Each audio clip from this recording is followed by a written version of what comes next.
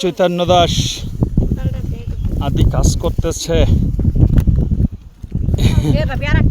আলু ঢালে। এই আদি, আদি তুমি কি অনেক ব্যস্ত?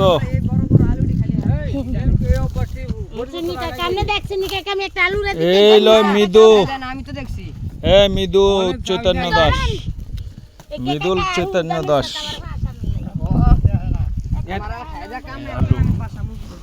আলু ভালোই হয়েছে, তবে দাম কম।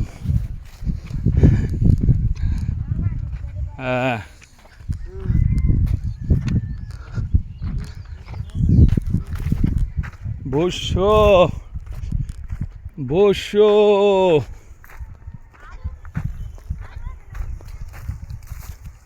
আলু আর আলু।